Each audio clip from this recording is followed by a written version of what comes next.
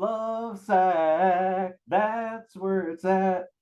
Hey, this is Bradford Ferguson, Halter Ferguson Financial. Want to share this small cap stock with you and share with you a little bit about my investing process. I think it's really important that you go straight to the source material when you're looking at investments. A lot of people try and get their information secondhand. So I think it's great to go to the source material. The recording date is October 30th. I just completed a whole week at Orange Theory Fitness, feeling good. And I got a lot to share with you, so we're gonna get right into it. I'm gonna share my screen. Let's see, I'm just gonna share the whole screen. Oh, go backwards. Nope. So I am a financial advisor. This is not financial advice. Disclaimer and disclosures are on our website, hffinancial.com/disclaimer. You can read more of them there. I do also want to say that as of the recording of this, October 30th, 2022, clients and employees of our firm, Halter Ferguson Financial, own Lovestock. That's Lovesac company, and we may also own options and thereby stand to benefit materially from a rise in the share price. Past performance is no assurance of future results. Halter Ferguson Financial is a registered investment advisor with its primary place of business in the state of Indiana, etc. So let's go to the first thing. I think we're at the ESG report. So I want to come to the ESG report last. We're going to maximize our screen here. Just fit this better. So I think it's really important to look at what the company is saying is important. And also, looking at their investor presentations, seeing the long-term progress, reading earnings call transcripts, that kind of thing. So in short, Lovesac is a low PE stock with very high growth, and it's got a lot of advantages in its businesses. There's certainly some risks, and we'll get into that, but I think you might be surprised. So what the product is 85% of their business is these what's called sectionals. So it's these modular sectionals, and essentially what's really strong about Lovesac is they have very low number of SKUs to keep in their inventory. So the basis of all these sectionals or sectionals is the same. So you have one base. And then on the side, there's essentially 4 different sides. So there's a flat top side, there's a rounded top side where it's a little rounded. There's a side where it's a little shorter, which helps in some of the setups. And there's also a side with hidden speakers, which is pretty cool. And the hidden speakers, I believe, add a viral aspect to the company, which will help make its customers become marketers for the business, and they're already seeing that. We'll share that. So it's very easy to interchange things. Founder-led company, Sean Nelson, started with basically beanbags on crack. They're called the sacks, but this company has moved beyond that, and the sectionals are fairly new. When they IPO'd the business about 5 or 6 years ago, is when they had the sectionals, and they added the hidden speakers only 11 months ago. So it's pretty new. Here we see the revenues about 500 million for fiscal year 2022. Their 4-year CAGR of the sales growth is 49%, so essentially doubling every 2 years, actually faster than that. Pretty high gross margin. and they are profitable. They may dip into a loss for a quarter because they are growing very rapidly and investing in their business. But as of September 2022, when they put this out, there were 92 million cash and cash equivalents. You might read otherwise in on some websites. I'm not sure if they're pulling the correct data. They're primarily based in the US, and they have very low square foot in their stores for the revenue they're getting. Here's something that's interesting. Their customer acquisition cost seems pretty high at 500, close to $550. But the lifetime value of these new customers is $28.40. So essentially, for every dollar that they're putting in for advertising, they're getting more than $5 back. So they're getting new customers. That's a focus of their growth. But also they get 42% are repeat customers.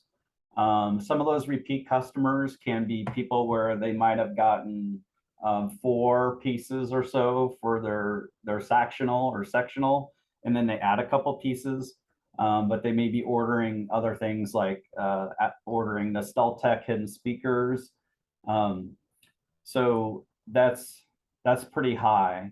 They're essentially targeting what they call young parent want-it-alls.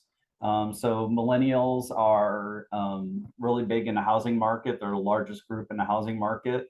And this business has patents protecting their designs. A concentrated SKU count means they, like I said, there's the one base and there's 4 sides. They add variety with different fabric types, but it's, what's great about them is they don't have to have a huge showroom to show off how this all works. So it's not like 50,000 square feet or whatever these other stores are. They don't need a ton of warehouse space. And what they do is where the rest of the furniture industry focuses on fashion or seasonality or different stylings, that increases your inventory along the way. They have these 5 main parts, and then they also stock all these fabrics. So this allows them to get the product to the customer within days. I'm going to stop sharing for a second. So let me tell you a little bit about my furniture story with an attic I recently finished. Actually, it wasn't recent. So it's like 2 Julys ago, so over 15 months ago. And shortly after that finished, I found some really nice pull-out sofas from Crate and Barrel. And they were definitely pricey, but the mattress on them is really nice. And they said it'd be like a 3 or 4 month wait. But then when that time would come along, they would push out the deadline a month. And it was very frustrating. And I ended up waiting 9 months.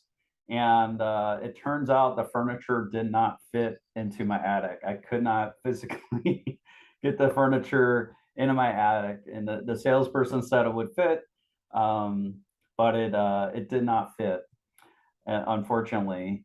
Then I tried to do the IKEA thing where I could assemble some furniture, but the furniture was not comfortable, and is not really what we were wanting. So I found out about Lovesac, and essentially what's cool about it is the boxes are about 4 feet by 4 feet, and then maybe 6 to 8 inches is their largest box. So essentially that's going to fit into any opening. So my attic is it's over my garage, and like it's a finished room now. So I ordered a sectional that with 4 pieces, so 4 people can sit comfortably. Got the deep setting, and essentially, or am going to end up adding 4 more pieces so we can all put our legs out as we're watching a movie or whatever. And I also got what's called Stealth Tech, and this is the hidden speakers, and you'll see this in the slides in a second. But the short the short end of it is, I ordered it on Monday, this past Monday. I got most of my order on Thursday and got the rest on Friday. Showed up in a bunch of boxes, and it was pretty easy to put together, but it does take a good amount of time. So that's another thing about this company, is they're not sitting on a bunch of inventory where there's all these different fabrics. There's these bases that they use, and the customer puts on the fabric. So it is a little work to do that. But it makes it very efficient for Lovesac. And essentially they send out your furniture via UPS.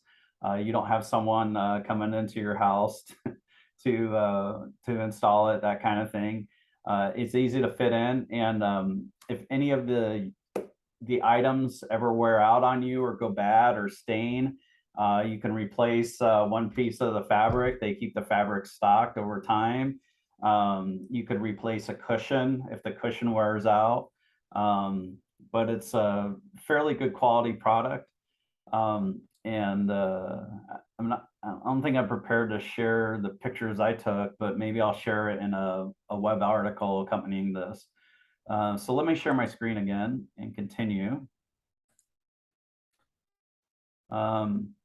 So they're able to demonstrate the product in these very small stores.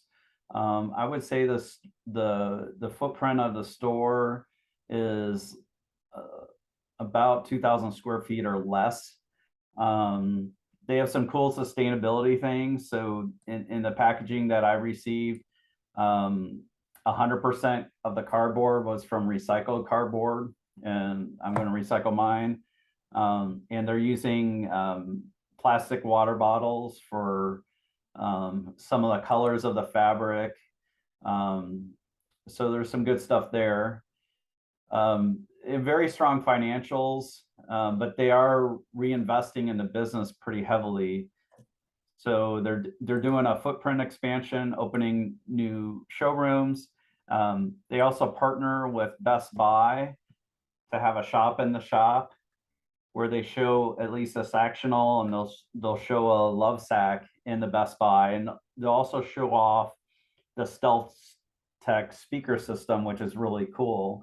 What's cool about it is the speakers are built into the couch, and the subwoofer is right below one of the one of the pieces of the Sactional, so that when the subwoofer is going off, it really vibrates where you're sitting. So it's kind of like almost like a 4-dimensional movie that you're in. These Best Buy shop-in-shops are I would say semi-permanent. And the ones that pop up in Costco, they pop up for a week. And those with Costco have been very successful. They end up paying for themselves, as far as what I can gather. And then it just helps spread the word because there's a ton of traffic in Costco. They added the Stealth Tech, which we'll see. They take great pride in having inventory in stock. So we'll see if you look in the financials, the inventory is rising. But essentially what they want to do is to be able to ship in 2, 3, 4 days. I know someone else who got their Sactional in 3 days, and many people get their stuff in 2 days. And compare that to the rest of the furniture industry, where you're looking at 6 weeks to months. This is a huge advantage that they have, in my opinion. They are just very driven on the customer journey. They often sell more to the customer after the customer receives the product. I'm intending to buy more. And the big investments for this business are in distribution capacity. They're adding a fourth warehouse and in supply chain IT, and sustainability is pretty big. Okay, so this is some of the quarter-on-quarter growth and their outlook. Essentially, they said on the full year or the fiscal year, expect net sales growth in the low 30% range. So according to Yahoo Finance, this is at a 8 price to earnings. Zach's disagrees, that's fine. And the growth is just much higher than what the PE is reflecting. So to me, that says like the PE to growth is very low. And Wall Street management seem a bit conservative in forecasting that the growth rate's going to come way down. I think it's early in the product, and one of the reasons why they're spending so much on marketing is they get excellent word of mouth from their customers. So this has the store model. And this just shows what's different about it. Direct to consumer, quick shipping. It's got a nice product. This product is more for an entertainment room. And people are become brand advocates. If you get the speakers in your couch, you definitely want to show that off to friends and family. And the product does look a little different, has some nice accessories with cup holders and tables and stuff. So people tend to hear about it from friends and family. I was just at a Halloween party last night where they had a Lovesac sectional. They also had a Lovesac, and the people hosting the party, they had heard about Lovesac from 3 different people before they ordered. And one person was, while they were ordering, they talked to a general contractor that was helping them out with their basement. So the word of mouth is really strong, and it's approaching 33% of sales. So this investment in the marketing is to grow the brand and to grow the sales over time. It's very inventory light, small showrooms. Penetration is very low into the couch, seating, and chair market. You could see of expenditures, couches, seating, and chairs is 28%. Lovesac's market share of that is 1.2. And then they get into home audio with Cell-Tech, and their market share is less than 1%. This shows how the sectionals go together. These are the bottom pieces. Then you have cushions that go on top, and then pillows on the backs of them. Pretty simple to put together. And you could put them in any design, and they lock together with these pieces right here, which you can hide under the sectional. Over 200 customizable, machine washable, removable covers that fit like upholstery. They are very tight fitting. That makes it a little physically intense to get all the covers on. But if there's any spill, you can put them in the washer. The Cell-Tech, it says debuted in October 2021. So it's only a year old. It's still very early. I'd say the sectional is going from early adopters to the early majority. And the Cell-Tech is still in the early adopter phase. They also sell accessories, mainly drink holders, seat table. There's also a bedding kit. It's pretty handy. I did lie about the bases, so let me correct myself. I'm trying to give correct info. Not intentional. So some of these have you can order it where it's a storage unit on top. So it's got a lid on top and easy to open. If you don't do that, you can store underneath. And I ordered a bedding kit for mine. With the StealthTech, you get a power hub that goes in, and you can put this on the side. They fit in these little pockets, and you can put an iPhone charger there. They have an outdoor version of the Sactionals. Different fills they have.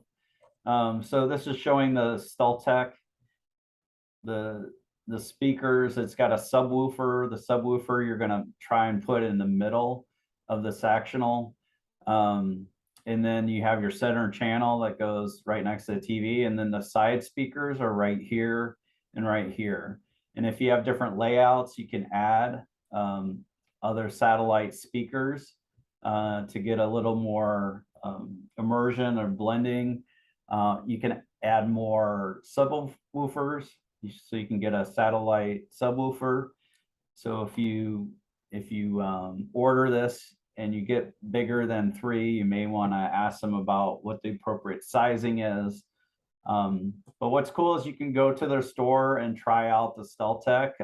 Like Tesla, I think butts and seats is very important to actually experience the product.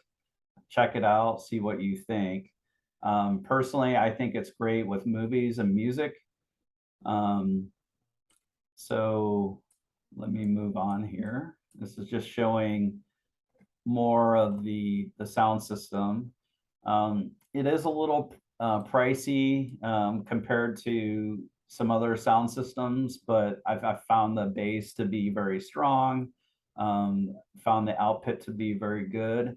And I like that the speakers are hidden in the Sactional, in that it wires very easily together.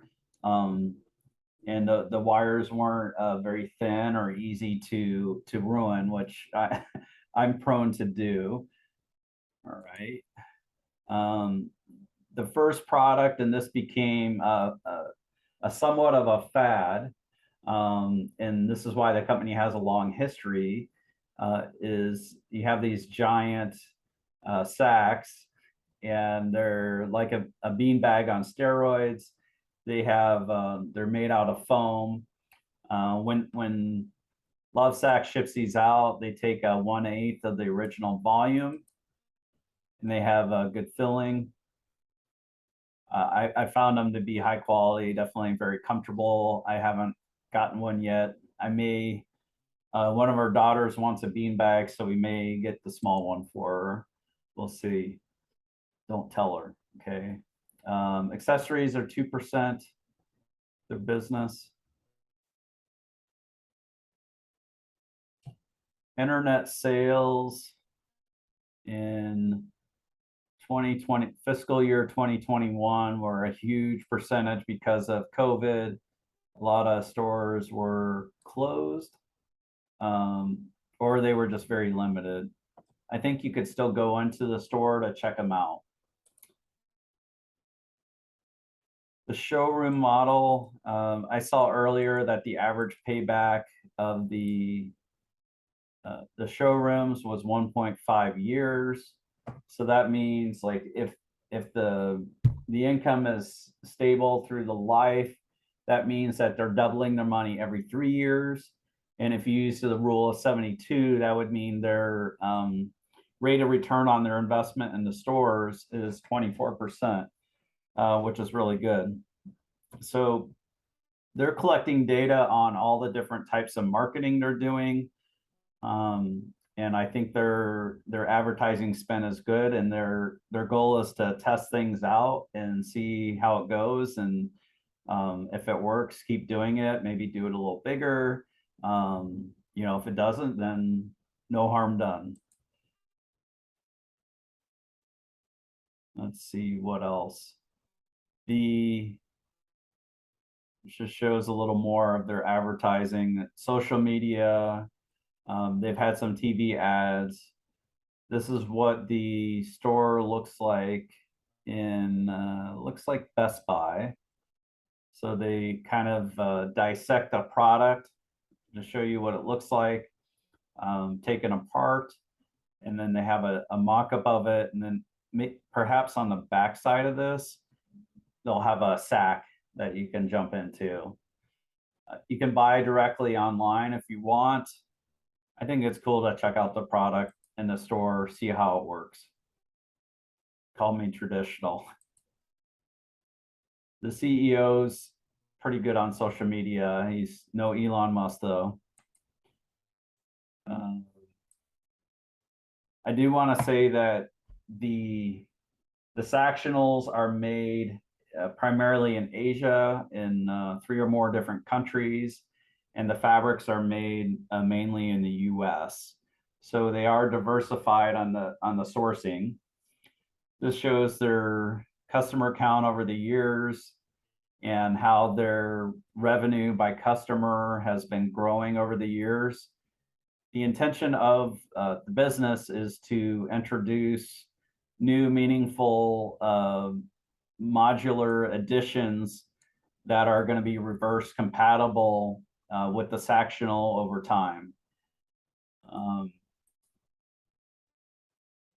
Here they talk about the upholstery fabric from 100% repurposed plastic bottles. I think that's from the gray color.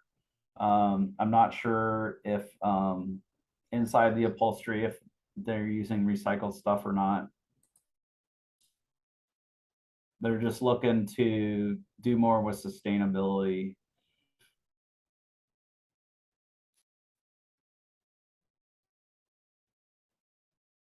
So their focuses are on long-term sustainable growth. It's still very early.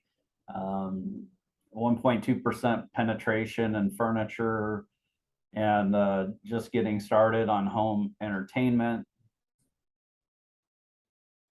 And they are patent protected already. Lazy Boy tried to copy them, and there was a settlement reached between Lazy Boy's company and Lovesac.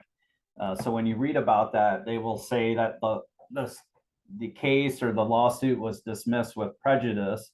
And what that means is if there's a settlement between the two parties, then the plaintiff can't bring a fresh case or bring that same case back to the courts. Their goal is to get to zero emissions.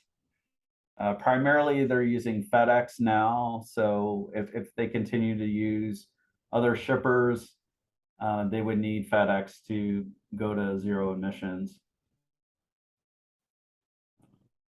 What else?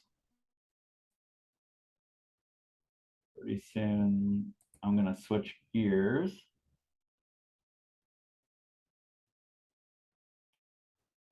We'll take a peek at the financials here. So this is for half a year. Their net sales were up 50% over the prior year. There's selling general administratives up. They are reinvesting in the business. They're growing their teams. They're growing their stores, growing their technology. Marketing's going up. But the product does have strong word of mouth, and that's why I think they have good leverage. And we see over the 6 months the net income has faded a bit. And a lot of that is from high shipping costs. So I think that's another advantage. When they're bringing the goods into the business, that their main shipping cost is from Asia. And so it's ocean going shipping costs. And those costs have been tanking recently. They shot up, but they've been coming way down. So that should be a nice tailwind for them. Their other shipping costs, when they're pushing the goods away to the customer, have been going up because of fuel costs have gone up in the US. So as those moderate over time, it may take longer than the ocean going freight to moderate.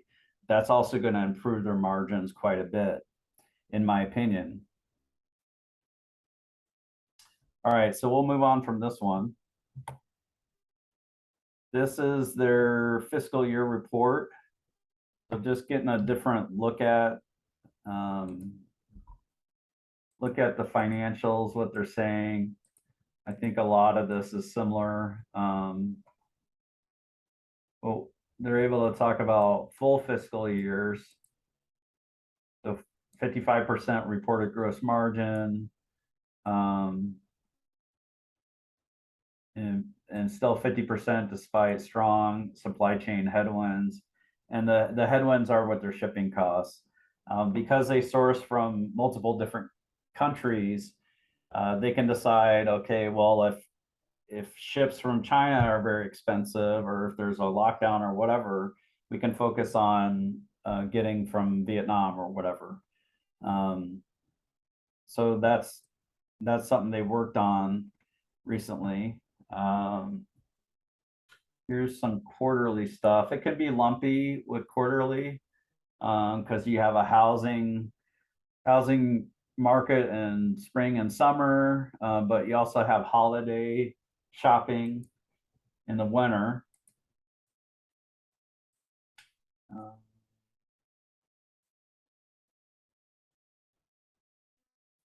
I don't think there's a ton new from this. And I want to check out the ESG, so I'm going to be seeing it with you for the first time. Okay, got a letter. We probably do want to read the letter, but we're going to pass for now.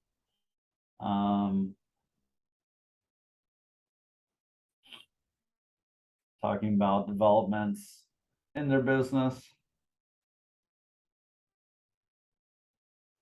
This furniture is designed to last a long time. So like even if the cushion wears down, you can get new cushions. It's very easy to move because you can disassemble it very easily. It's not like an IKEA where you essentially might have to ruin the furniture in order to take it apart. And when you split it all up, it's not like super heavy. It's pretty manageable, easy to get in and out. It's also easier for Lovesac to pack this into containers. The CEO said something like they can do 440 units or 550 units in a shipping container of Sactionals, whereas a typical legacy maker of furniture is 46 units in a shipping container for couches. I was hoping for more charts here. Here we go. So diversity in the workforce.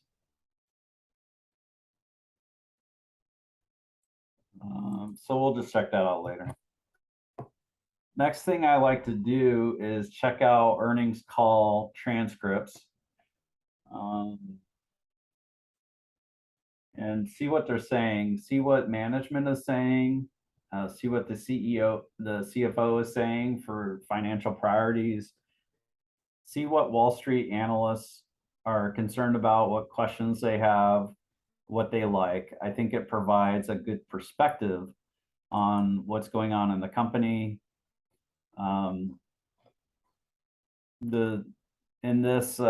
In each of these calls, the CEO tends to focus on the vision for the company and what their advantages are. They talk about a 4-year CAGR and growth and comps. So they're not just growing from growth in number of stores. When you mention comps and retail, it means that your sales per store is increasing.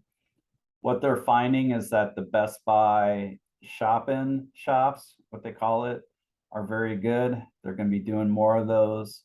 Also going to be doing more of the Costco, but they're also increasing the number of stores they have, and they're fully owned stores now.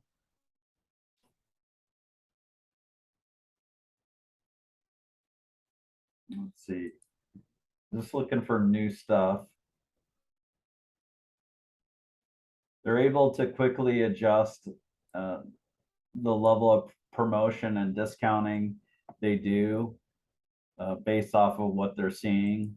They have keep strong metrics on the business, are very thoughtful. They seem to have a very good team around it.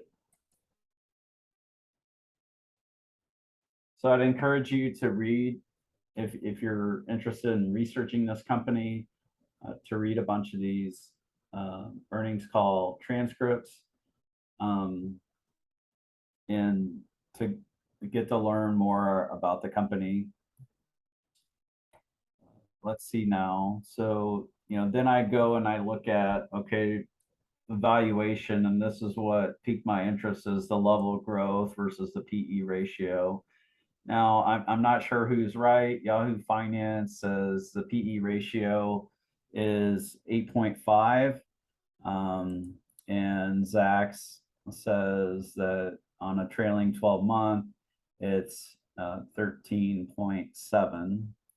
But compared to 30% growth, or maybe 40 or 42 or more, even 13.7 seems pretty low. Here you can also see the forecasted growth.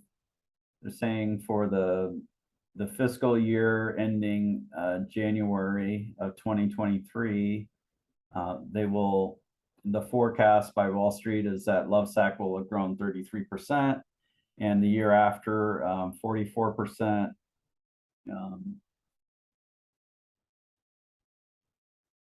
5-year historical revenue growth is 44%.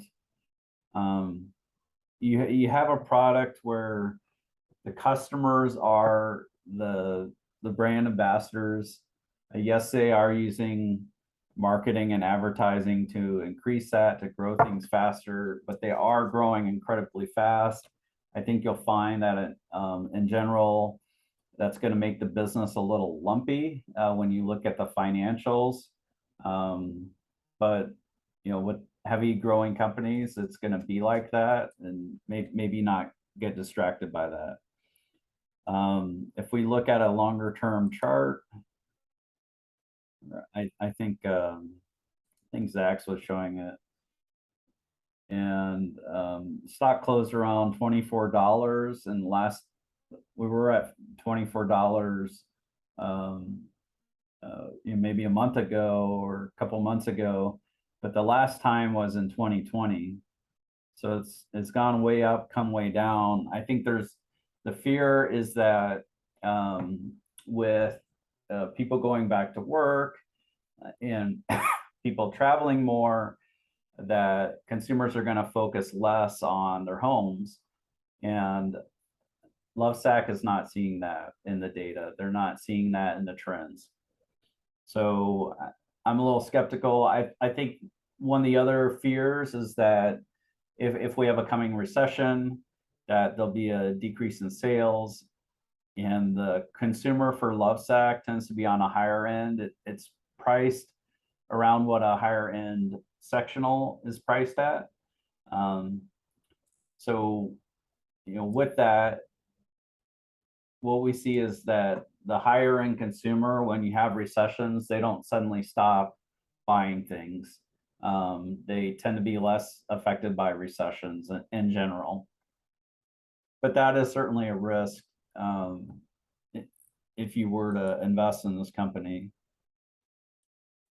Let me share my screen again.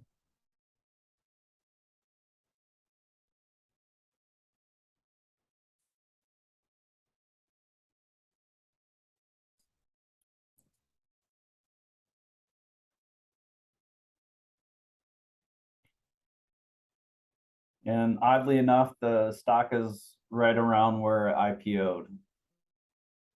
I don't think that's on management. I think people got like all excited by work from home or stimulus checks, but I don't think you can really bias actional with stimmy checks. It's with what I got, it was 4 pieces, and that's about $4,000 with that, and that's what a higher end sectional is going to cost.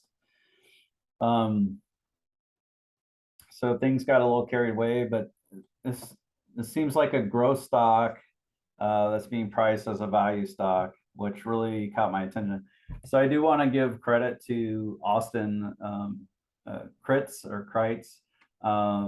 He's a CFA in the Indianapolis area that turned me on to this idea, and other people that have shared their Lovesac story with me.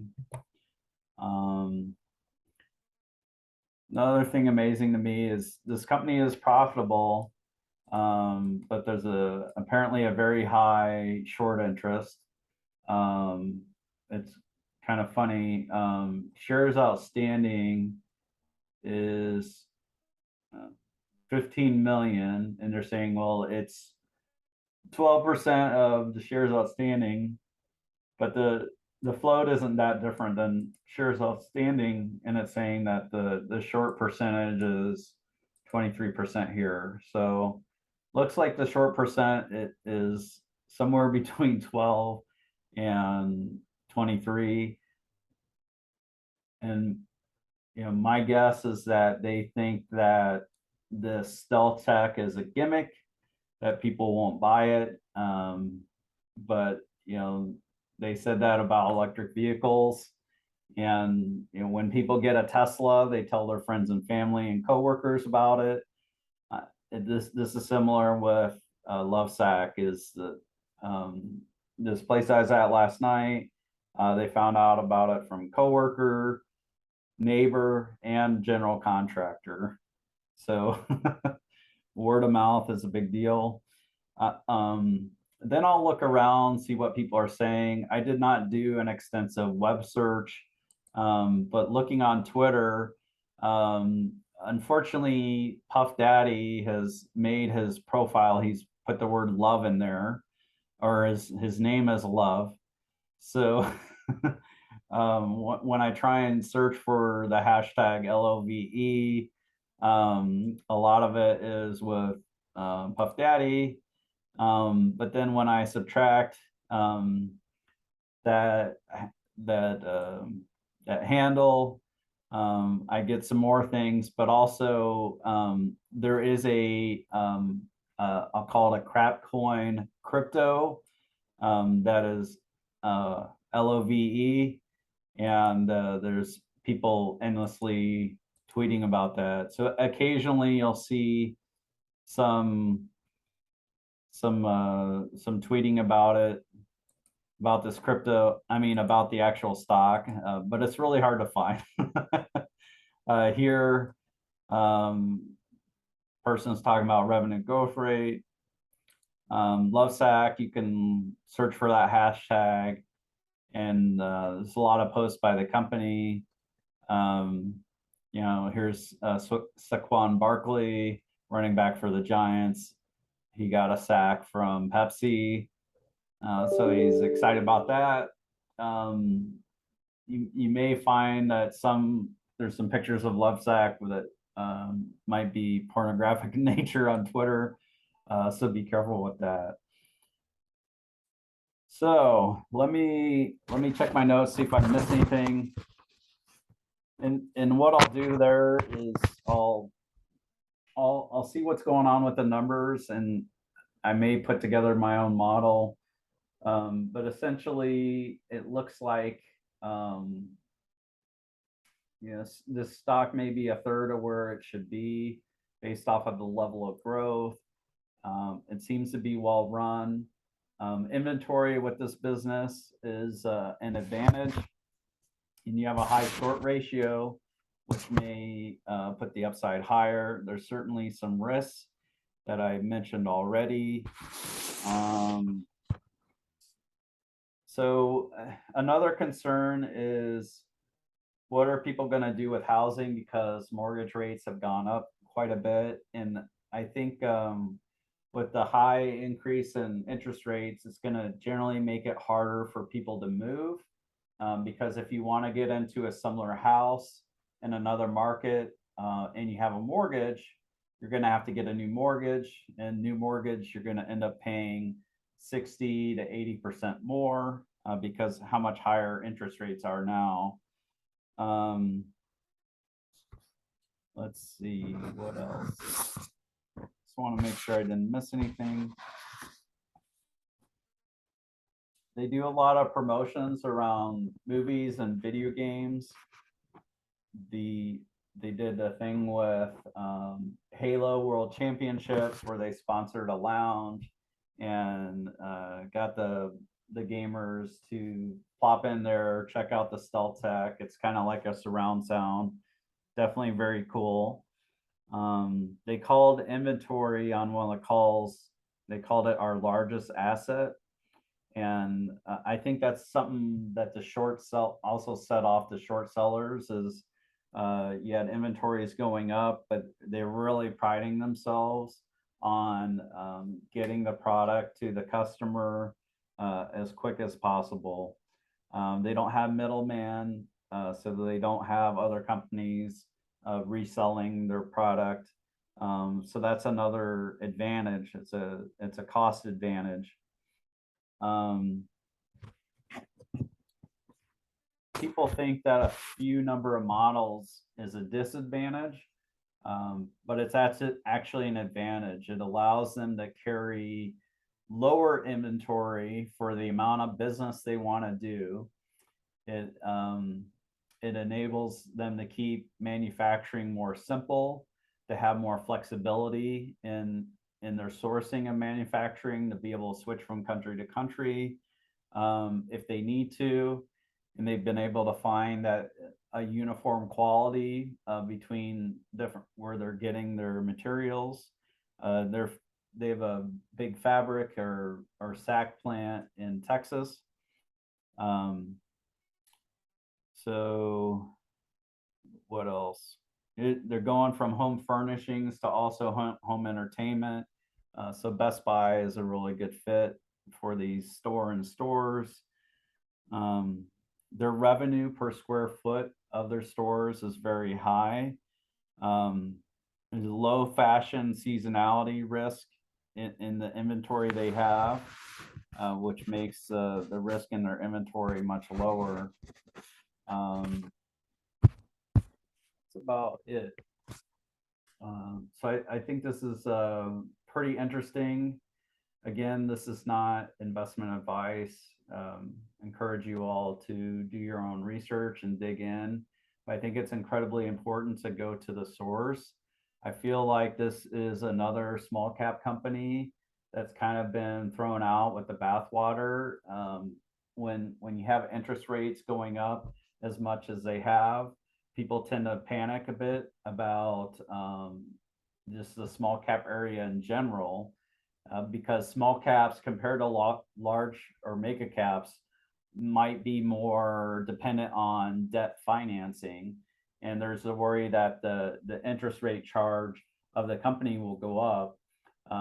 But this company has no long-term debt to their total capitalization. So they're in very strong financial position. The other thing about passive indexing is that the index funds, whenever we're going through these ups and downs, and let's say people are panicking out of the market because they're worried about the Fed, what the index fund has to do when people are redeeming their shares of the index fund is that they have to go through all of the companies that are held in that fund and sell those companies in the ratio that the fund holds them. So they don't care what's going on in the business whatsoever. They just sell all of those companies. Some of them are doing better than others. And I think that's partially what has happened to Lovesac. We're finding that also with Air Test Systems and some other companies that we own. So I think there's some opportunities in small caps. With all that said, I think there's a large opportunity in a mega cap stock beyond Tesla that we're going to be announcing soon. So appreciate your attention today. and hope you found this of value. If so, go ahead and subscribe. We're going to be doing some more videos. I don't know if we'll go as in depth in the future, but we'll do that. And anyhow, take care, and it's been good talking with you. Bye for now.